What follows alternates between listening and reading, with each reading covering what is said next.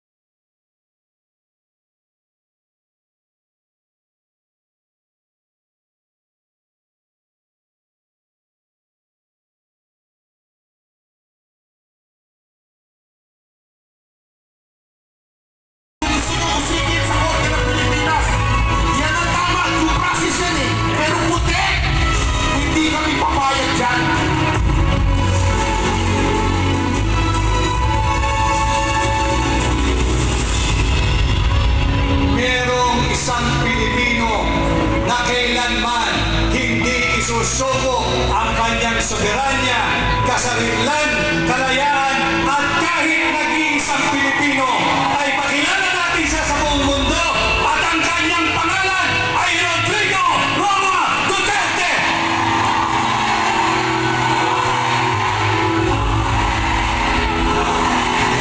Pero ako, ipagbayabang ko talaga sa inyo, yung tao na yan, for 40 years, nakilala ko siya at nagkakasama kami.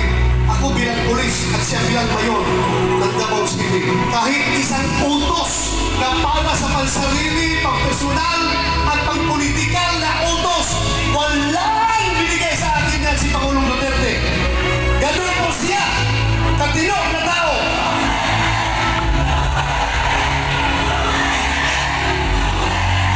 Pagdasal natin si Tatay Digong ang kanyang mabilis na kalayaan. Pagdasal natin ang kanyang kalusugan. Buong Pilipinas po, namumulila. Dasal tayo. Ayan, nahirapan ako ng mag-live kasi nawawalan ako ng connection. Siguro limit lang yung connection dito. Wala akong connection kaya ito, nag-video na lang ako. So mamaya i-upload ko na lang ito mamaya pag-uwi ko. Upload na lang ako. Naniniwala ako na panahon na po magkaroon ng tunay na ligas sa Senado. Huwag natin... Ayan, dumadami na ang tao dito na wala yung ulan. Pumalit yung araw. Grabe, anong oras na? Wala sa mga kura, magdanaka. Alas 4 na pero grabe ang tirik ng araw, guys. Sobrang tirik ng araw. Bulaklak at mga Ayan, marami na po ang tao. ayusin natin ang Pilipinas. Gawin natin Madami na sila first rito, world guys. country ang bansa. Hindi imposible yan. Simulan natin ngayong eleksyon. Pilipinas, subukan natin ang bago at may resibo.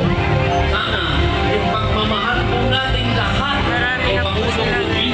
Ito, group ko to ni Cabiloy. sa lahat ng mga Senator kandidato Cabiloy. natin, senador. we have to have a Senate na kailangan nandyan even to persuade any sitting government to do what is right. Ngayon, kung mag-uusap tayo, ang pag-usapan natin kung ano ang mga tao na pwede natin gawin na makatulong sa akin ay ilagay sa Senado.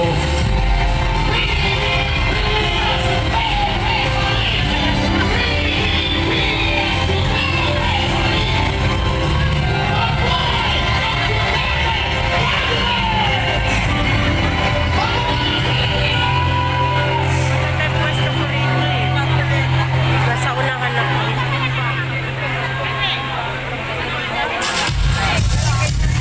Straight Duterte! Muli sa inyong lahat at welcome po sa PDP Laban, Pinting Base, Senatorial Slate.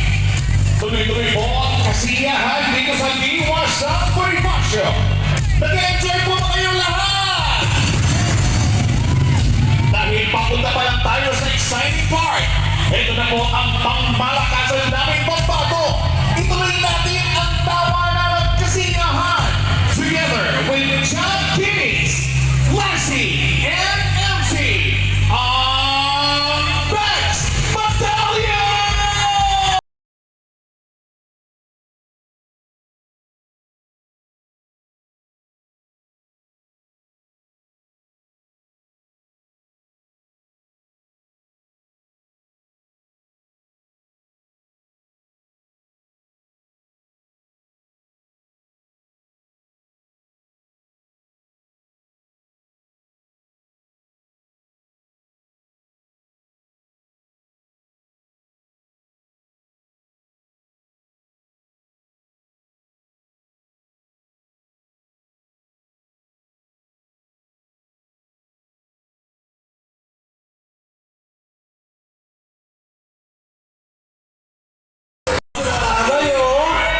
Nanay, ingat-ingat sa pag-ibig, baka malaglag ang pustiso.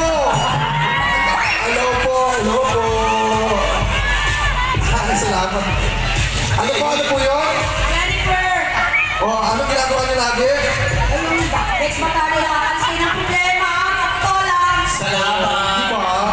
Nakakalis kami ng problema. Nung nakita ko na nanay, tsaka ako nagkaroon ng problema. Talaga? Sarap.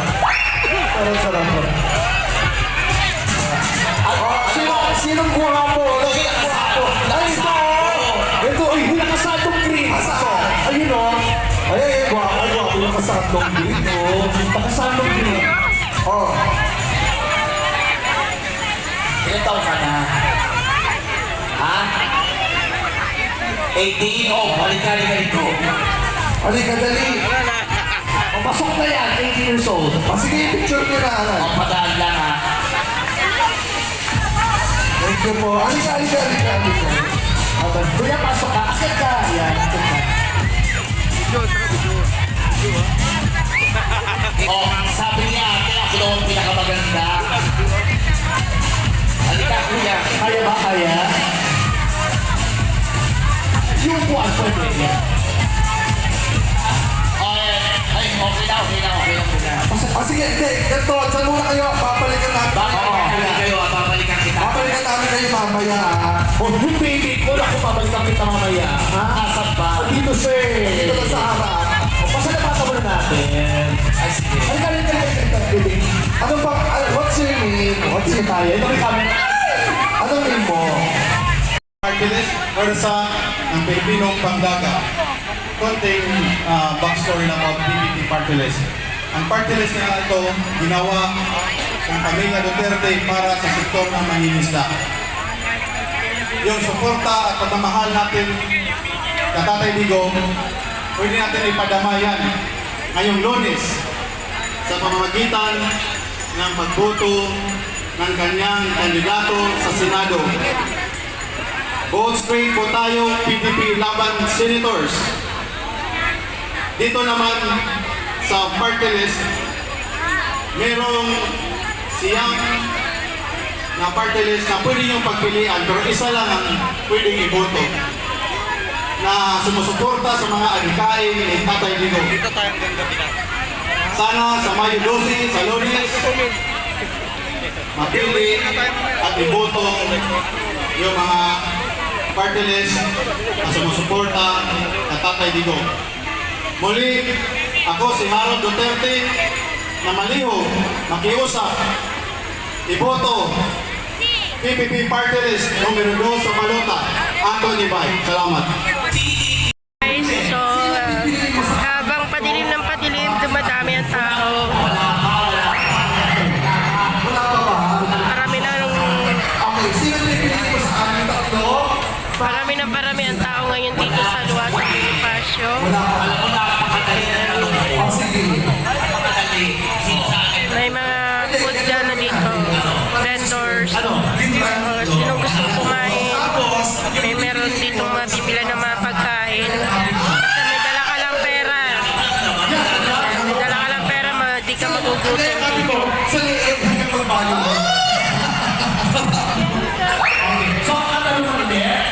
Padami na po ang tao dito ngayon.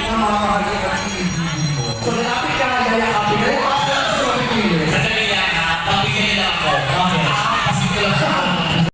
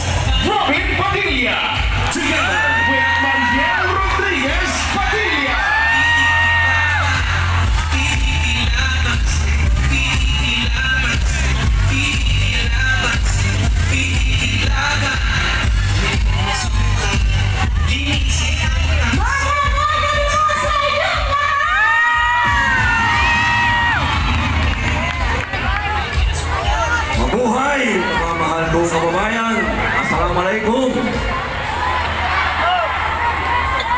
Magandang gabi po.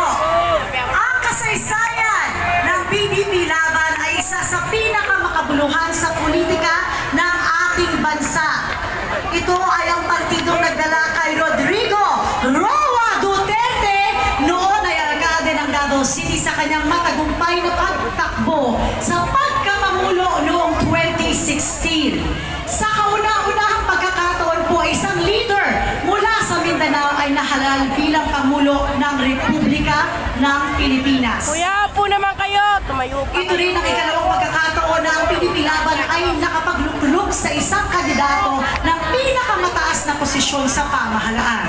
Sa ilalim ng kanyang pamumuno na kilala sa tapang at malasakit, naging makapangyarihang puwersa para sa reforma si Pangulong Duterte at ang PDP Laban.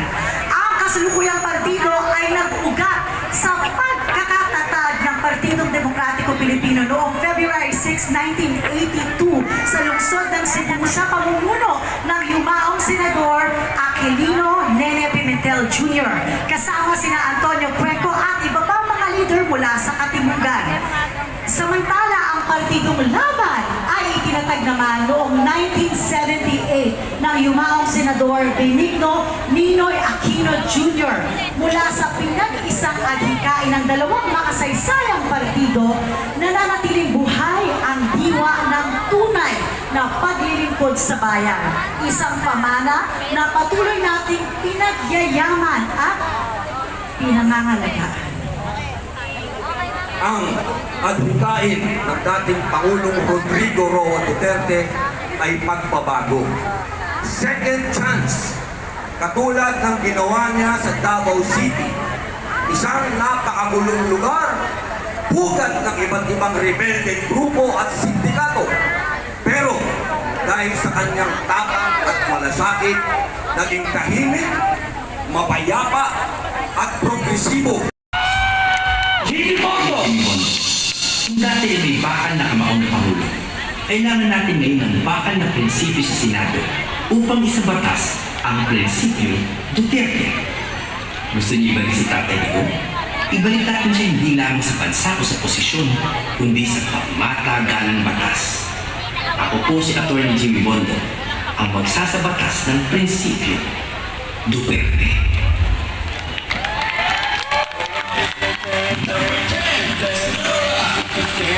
Palakpakan po natin, Atty. Jimmy Bongo!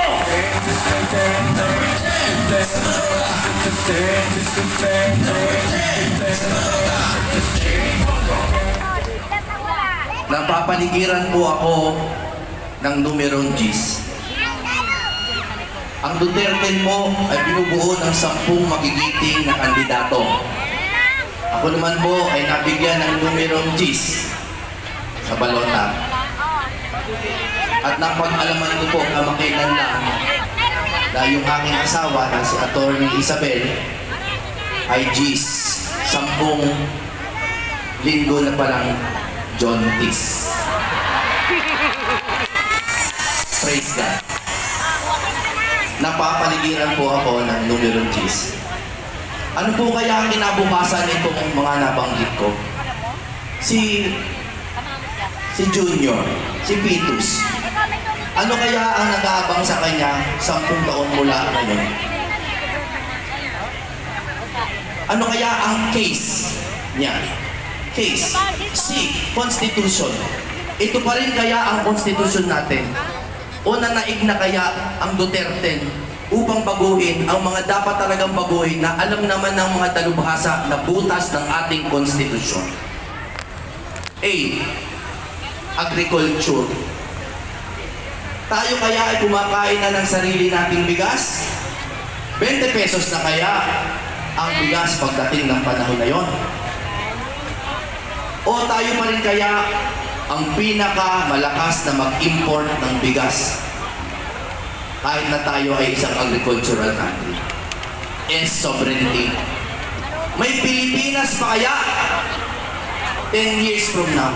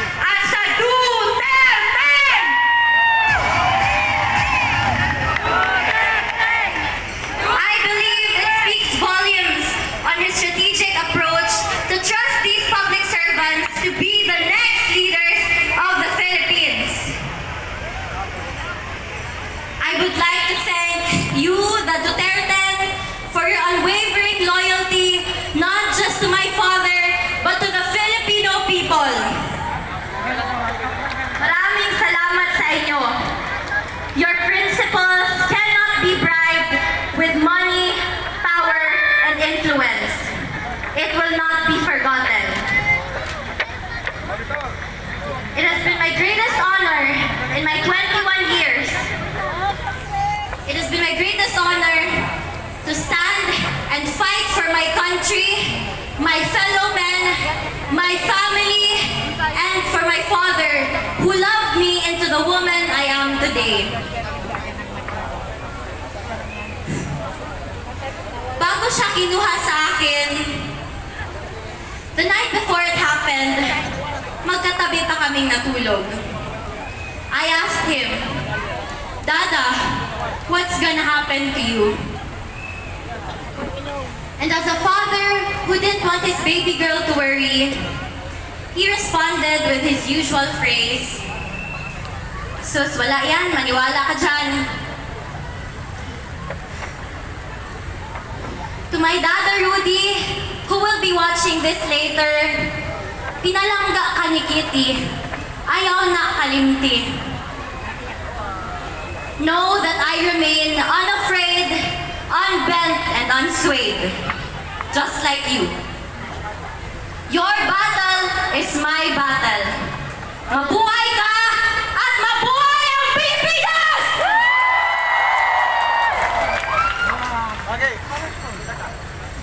Muli kong iaabot ang personal na mensahe ni Tatay Digong para sa bawat Pilipino.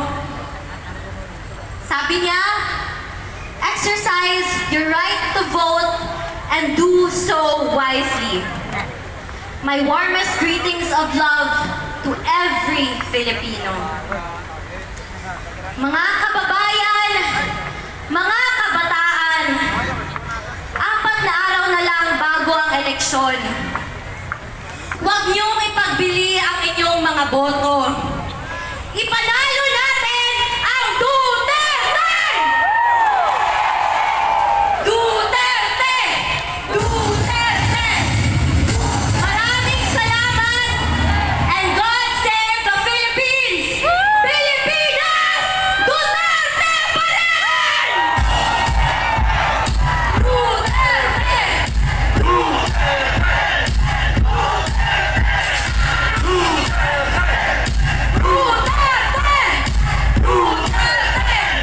Salamat sa inyong talan!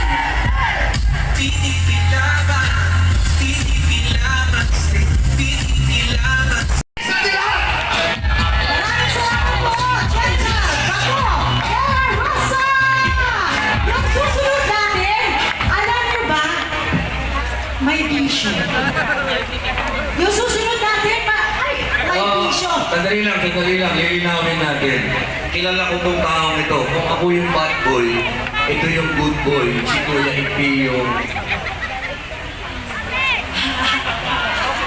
Sabi niya, huy, andyan ang sama ko. Tawagin natin! Ang taong nagbaba ng gobyerno sa taong bayan, ang naglapit ng tulong ng gobyerno sa taong bayan, Ang bisyo ay ang magserbisyo. Senator Bongo!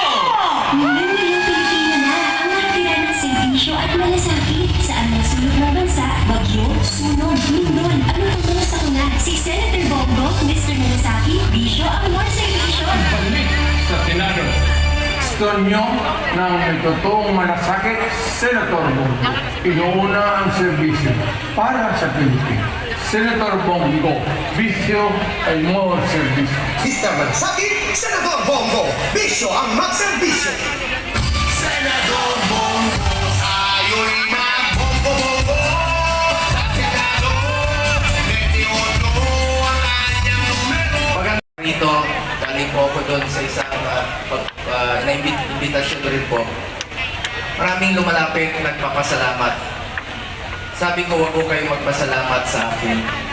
Ako po ang dapat magpasalamat sa inyo dahil binigyan niyo po ako ng pagkakataon na makapagserbisyo po sa inyo lahat.